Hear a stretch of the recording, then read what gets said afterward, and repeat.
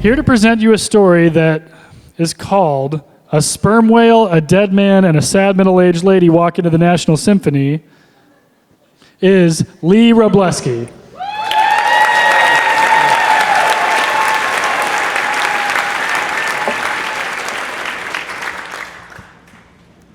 Have you ever had a bad day at work that left you tired and distressed? Welcome to public service and nonprofit work, right?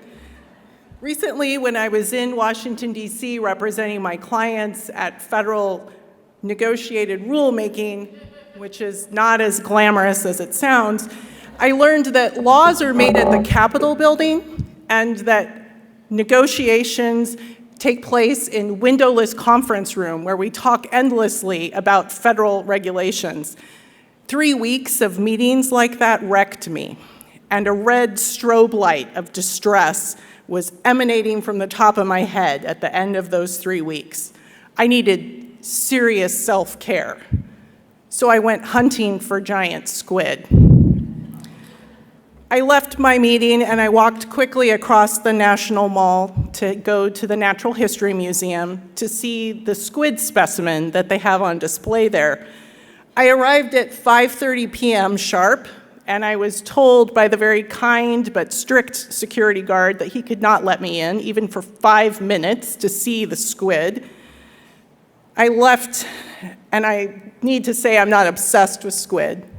I am obsessed with sperm whales. And at the risk of sounding like a precocious 8-year-old, I'd like to give you a few reasons about why sperm whales are my favorite whales. Sperm whales hunt squid in the darkest parts of the ocean using nothing but sound.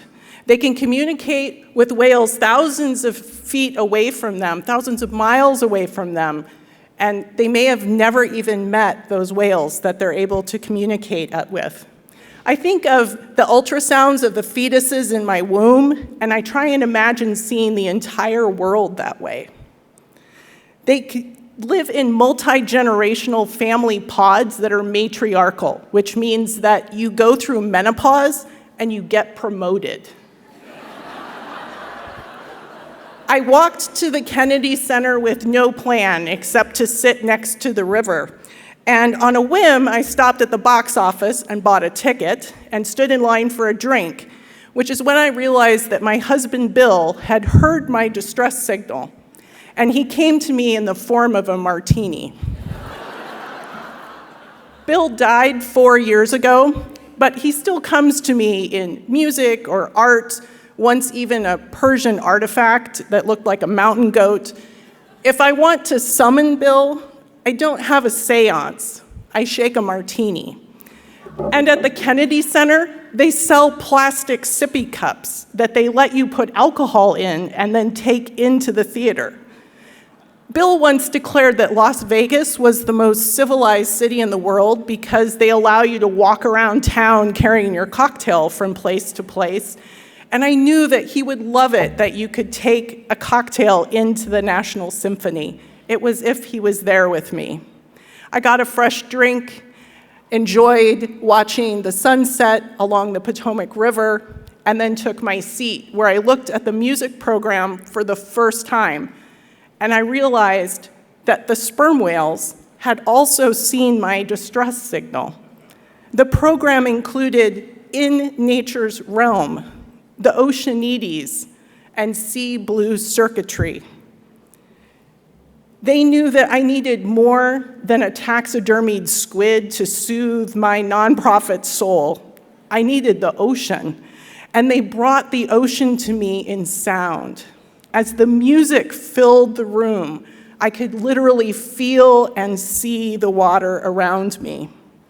The young conductor explained that the final piece is meant to evoke the sound of the Itapu Dam between Paraguay and Brazil. And as he introduced the piece, a large choir filed in and stood behind him, and voices joined the instruments to make the sound of water. I realized it was the sound of my clients, the clients that I had come to Washington, D.C. to represent. The sperm whales knew that we had been silenced, and they heard us, and they wanted me to know that.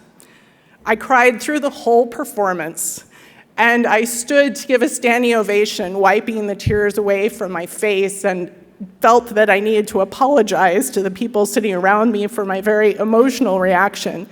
So I explained that I had had a very bad day, and that the music, and to be honest, the gin, had really been exactly what I needed. I didn't tell them the whole story as I've told it to you, which is that a dead man, a pot of whales, heard my distress signal, and they came to me despite time and place. Thank you.